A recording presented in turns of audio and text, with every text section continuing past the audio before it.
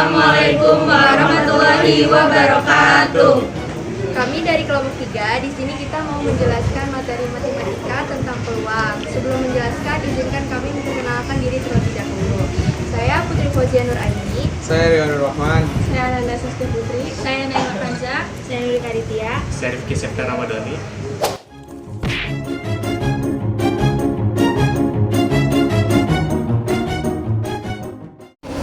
Assalamualaikum warahmatullahi wabarakatuh. Di sini saya akan menjelaskan materi yang pertama, yaitu konsep dasar peluang. Nah, yang pertama itu adalah pengertian percobaan dan ruang sampel. Percobaan merupakan kegiatan yang dapat diulang-ulang untuk memperoleh hasil tertentu. Nah, kita lanjut aja kedua, itu ada cara menentukan ruang sampel. Yang lain itu menentukan ruang sampel dengan cara mendaftar. Nah, T itu adalah paku terlentang dan yang M adalah paku miring. Jadi ditulis TM kejadian lain yang mungkin muncul pada pelemparan dua buah paku payung tersebut adalah TT, RT, dan NM.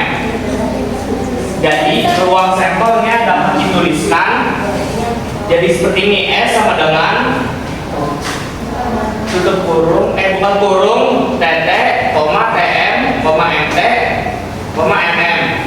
Dengan N-nya itu 4, nah jadi hasilnya itu 4. Nah, yang B itu menentukan ruang sampel dengan tabel.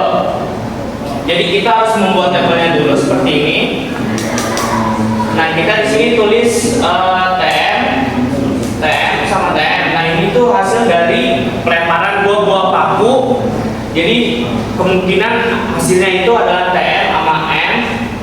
Jadi kita hasilkan sininya itu menjadi T itu dimasukkan jadi TT, M itu MT. Nah, kalau yang M itu jadi TM sama MM. Di sini saya akan melanjutkan penjelasan yaitu bagian yang C, yaitu menentukan ruang sampel dengan diagram Cohen. Jadi cara lain yang digunakan untuk menentukan ruang sampel adalah menggunakan diagram Cohen.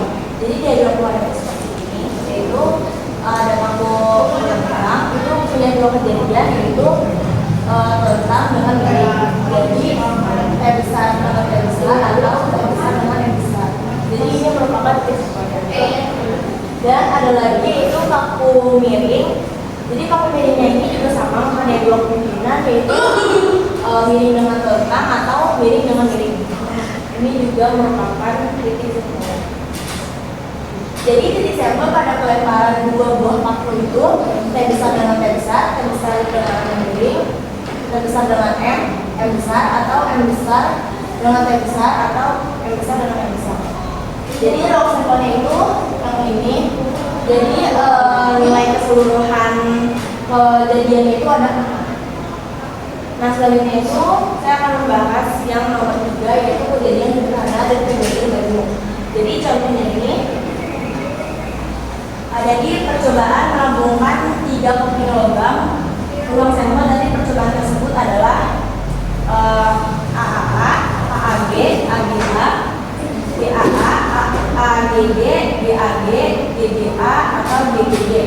Nah, beberapa himpunan bagian dari S ini itu sebagai berikut. Jadi A itu angka, G itu bagian. Jadi himpunannya itu kan himpunan B itu AAA itu yang menjelaskan kejadian munculnya ketiga angka.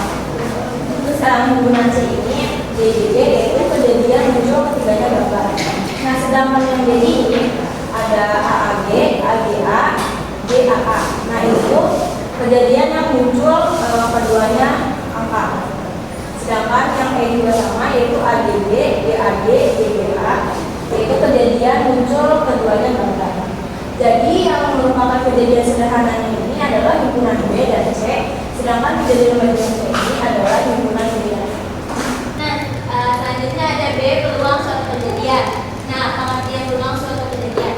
Peluang adalah kemungkinan terjadinya suatu kejadian. Contohnya itu yang pertama itu kejadian yang mustahil itu matahari terbit dari arah barat, dan yang pasti itu manusia akan meninggal.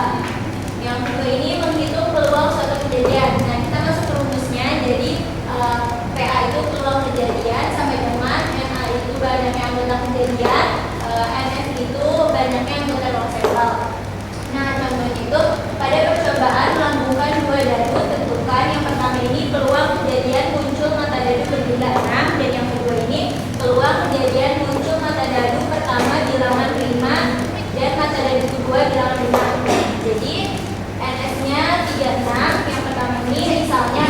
kejadian muncul mata dadu berjumlah 6. Nah, kita cari titik sampelnya dulu. Jadi A sama dengan 1,5, 2,4, 3,3, 4,2, 5,1, NA-nya sama dengan 5. Nah, kalau kita tinggal masukin ke rumusnya, jadi PA sama dengan NA per NS sama dengan NA-nya itu 5, NS-nya itu 36. Jadi peluang kejadian mata dadu berjumlah 6 adalah 5 per 36. Yang kedua ada misalnya B, kejadian muncul mata dadu pertama bilangan prima. Nah, bilangan prima itu 2, 3, dan 5. Dan mata dadu kedua bilangan genap. Jadi B sama dengan 2,2, 2,4, 2,6, 3,2, 3,4, 3,6, 5,2, 5,4, 5,6, NB sama dengan 9. Nah, ini kita masukin rumusnya. Karena disebutnya B, jadi kita ganti dari PB sama dengan NB per NS. NB-nya itu 9, NS-nya itu 36. Jadi peluang kejadian mata dadu pertama bilangan prima dan genap adalah 1/4, karena 9 per 36 ini dikecilin jadi 1/4. Nah, selanjutnya itu komplemen dari peluang suatu kejadian. Nah, di sini rumusnya itu PA plus P absen sama dengan 1. Nah, selanjutnya langsung ke contoh. Ada contoh dari sebuah dadu bermata 6 yang bukan sekali. Tentukan peluang muncul mata dadu bukan prima. Nah, di sini itu NS-nya sama dengan 6 dari dadu bermata 6 yang dilakukan sekali. Karena kalau 2 kali itu hasilnya akan 36. Nah, misalnya itu A, kejadian muncul mata dadu prima, jadi angka prima itu ada 2, 3, dan 5. Maka NN itu sebenarnya 3. Nah, PA sama dengan NA per NS. NA-nya itu 3, NS-nya itu sama dengan 5, jadi 3/6, dan disederhanakan lagi jadi 1/2. Nah, dengan demikian kita pakai rumus dari komplemen dari peluang suatu kejadian ini. PA plus P absen sama dengan 1, jadi setengah plus P absen sama dengan 1. Nah, hasilnya itu P absen sama dengan 1/2. Jadi peluang muncul mata dadu bukan prima itu adalah 1/2. Nah, selanjutnya itu ada frekuensi harapan. Frekuensi harapan adalah BDP kejadian yang diharapkan dalam suatu percobaan. Nah, di sini ada rumusnya yaitu FHA sama dengan NX PA. Nah, contohnya itu ada dari seperangkat satu branch diambil semua kartu secara acak. Nah, jika pengambilan dilakukan sebanyak 130 kali, itu kan frekuensi harapan terambilnya kartu berwarna merah. Nah, jawabannya itu seperangkat kartu diambil secara acak ini terdiri atas 13 kartu keriting, 13 kartu wajib, dan 13 kartu hati. Jadi seperangkat kartu bridge itu jumlahnya ada 52. NS sama dengan 52, N-nya itu 130, NA-nya sama dengan 26. Selanjutnya kita pakai rumus yang PA sama dengan NA per NS. NA-nya itu 26, NS-nya itu 52. Jadi 26 per 52 sama dengan 1/2.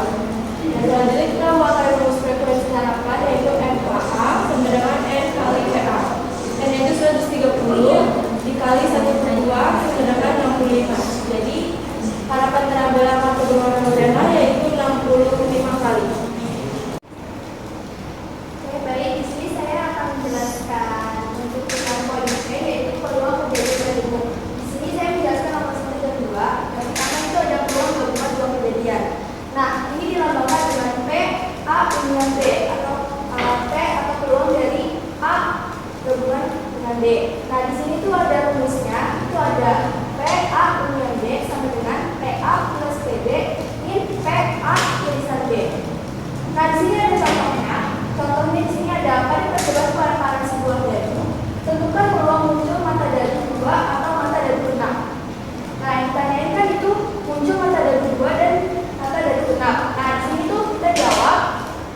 Kita cari dulu S-nya atau yang diketahui sampelnya, sampelnya. Itu ada berarti kalau dadu itu 1 berarti ada 6. Itu bisa kemungkinan dengan 1, 2, 3, 4, 5, dan 6. Nah, maka NS-nya atau sampelnya ada 6. Nah, yang kedua itu C. Nah, ini kita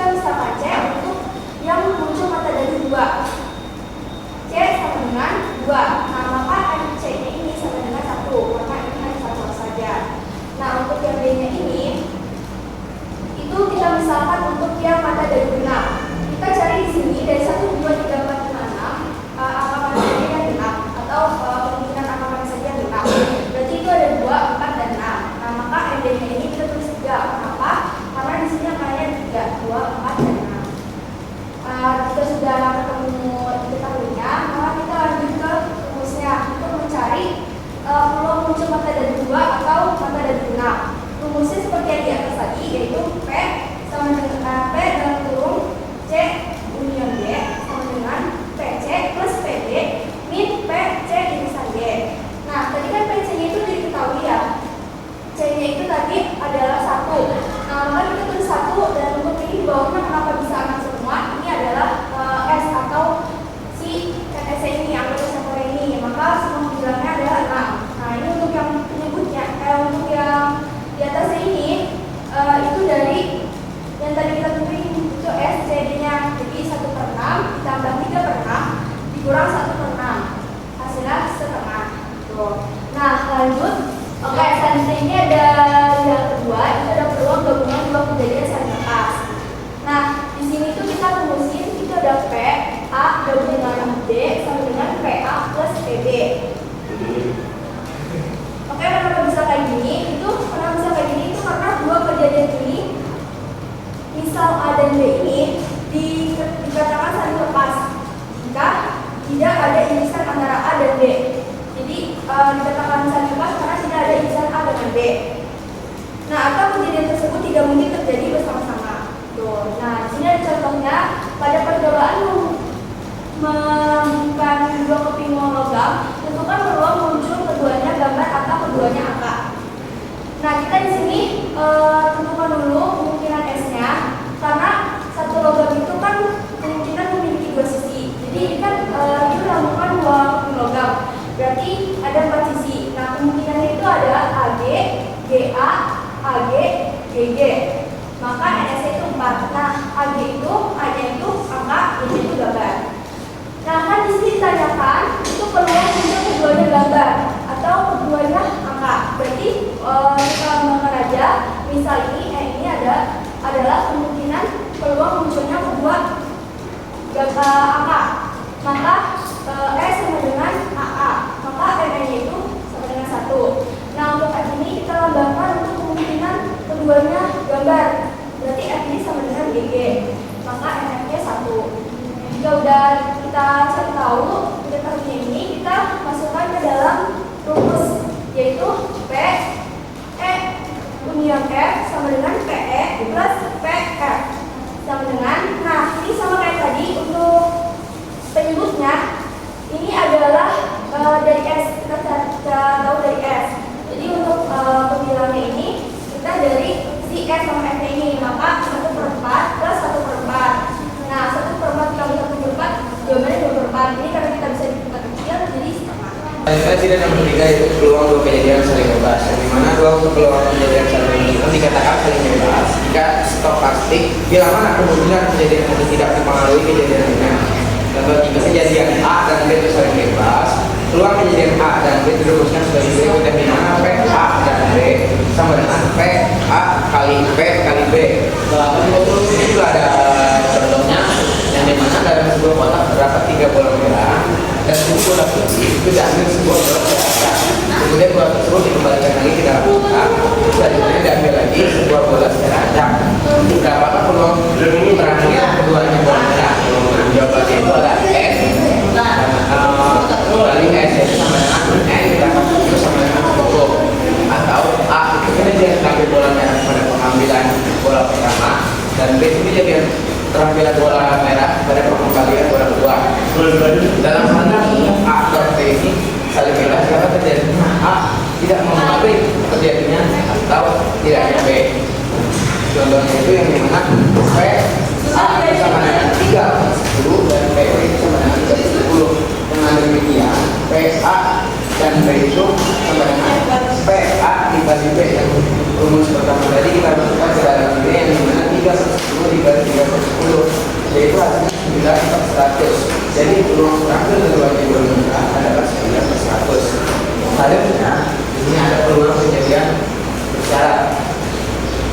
yang dimana kejadian besar ini merupakan lawan kejadian sering bebas. Berarti dalam kejadian besar muncul kejadian yang satu mempengaruhi kejadian lainnya. Peluang menjadi kejadian A dan kejadian B dirumuskan sebagai berikut: P A dan B sama dengan P A dan B dibagi PB. Itu contohnya. Nah, ini ada contohnya di mana dalam kantong terdapat 8 bola biru dan 4 bola kuning. Diambil 2 bola secara satu persatu dan melakukan pembagian. Tentukan peluang terakhir dalam bola biru dan bola kuning. Jawabannya N sama dengan S sama dengan 8 atau 4 S itu adalah 8 dan 4 S itu adalah 4 sama dengan 12. Di mana A ini tanda bola pertama biru. A ini sama dengan N A dibagi NS. Dibagi 12 karena 2/3 atau 2/3 karena sama-sama bisa dibagi 4 itu 8 dibagi 4 2 dan 12 dibagi 4 3. Yang kedua itu ada B, kejadian terakhir bola kuning. PB atau A sama dengan MB per dibagi NS ini 1 itu 4 di 11.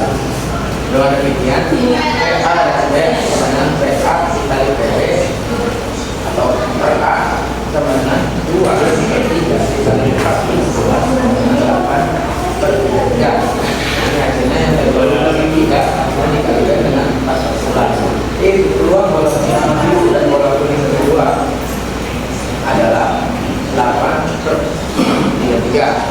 Yang masuk. Cukup sekian dari kelompok kami, semoga bermanfaat. Kurang lebihnya mohon maaf. Wassalamualaikum warahmatullahi wabarakatuh.